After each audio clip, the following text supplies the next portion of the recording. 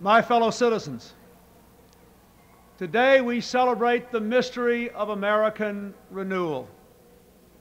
This ceremony is held in the depth of winter, but by the words we speak and the faces we show the world, we force the spring. A spring reborn in the world's oldest democracy that brings forth the vision and courage to reinvent America. When our founders boldly declared America's independence to the world and our purposes to the Almighty, they knew that America, to endure, would have to change. Not change for change's sake, but change to preserve America's ideals: life, liberty, the pursuit of happiness. Though we march to the music of our time, our mission is timeless. Each generation of Americans must define what it means to be an American. On behalf of our nation, I salute my predecessor, President Bush, for his half-century of service to America. And I thank the millions of men and women whose steadfastness and sacrifice triumphed over depression, fascism, and communism. Today, a generation raised in the shadows of the Cold War assumes new responsibilities in a world warmed by the sunshine of freedom, but threatened still by ancient hatreds and new plagues. Raised in unrivaled prosperity, we inherit an economy that is still the world's strongest, but is weakened by business failures, stagnant wages, increasing inequality, and deep divisions among our own people. When George Washington first took the oath I have just sworn to uphold, news traveled slowly across the land by horseback and across the ocean by boat. Now the sights and sounds of this ceremony are broadcast instantaneously to billions around the world. Communications and commerce are global. Investment is mobile. Technology is almost magical. And ambition for a better life is now universal. We earn our livelihood in America today in peaceful competition with people all across the earth. Profound and powerful forces are shaking and remaking our world. And the urgent question of our time is whether we can make change our friend and not our enemy. This new world has already enriched the lives of millions of Americans who are able to compete and win in it.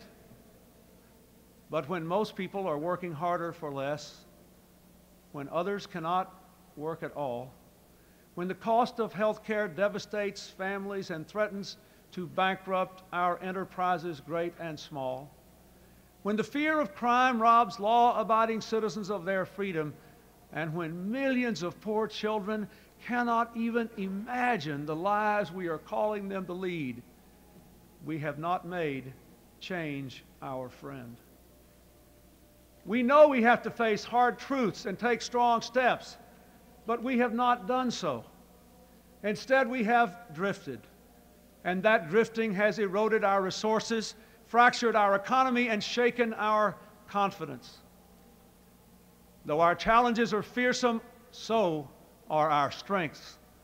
Americans have ever been a restless, questing, hopeful people, and we must bring to our task today the vision and will of those who came before us. From our revolution to the Civil War, to the Great Depression, to the Civil Rights Movement, our people have always mustered the determination to construct from these crises the pillars of our history. Thomas Jefferson believed that to preserve the very foundations of our nation, we would need dramatic change from time to time. Well, my fellow Americans, this is our time. Let us embrace it. Our democracy must be not only the envy of the world, but the engine of our own renewal. There is nothing wrong with America that cannot be cured by what is right, with America.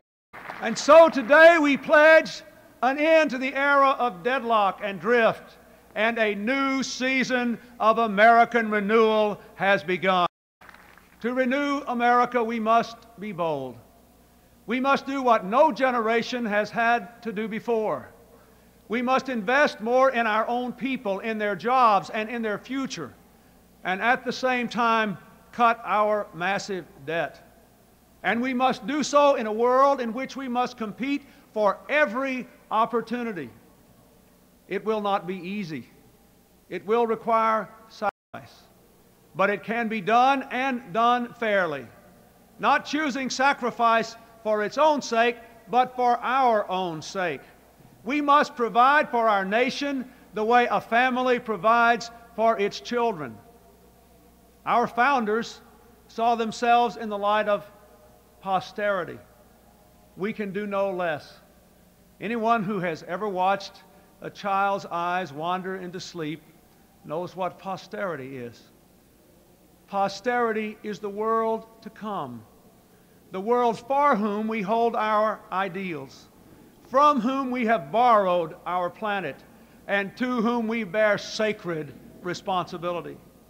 We must do what America does best: offer more opportunity to all and demand more responsibility from all.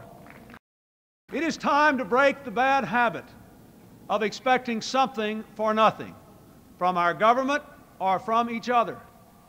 Let us all take more responsibilities, not only for ourselves and our families, but for our communities and our country. To renew America, we must revitalize our democracy. This beautiful capital, like every capital since the dawn of civilization, is often a place of intrigue and calculation. Powerful people maneuver for position and worry endlessly about who is in and who is out, who is up and who is down. I want you to listen to me. I'm going to say this again. I did not have sexual relations with that woman, Miss Lewinsky. I never told anybody to lie, not a single time, never. These allegations are false, and I need to go back to work for the American people. Thank you. Those people whose toil and sweat sends us here and pays our way. Americans deserve better. And in this city today, there are people who want to do better. And so I say to all of you here, let us resolve to reform our politics so that power and privilege no longer shout down the voice of the people. Let us put aside personal advantage so that we can feel the pain and see the promise of America.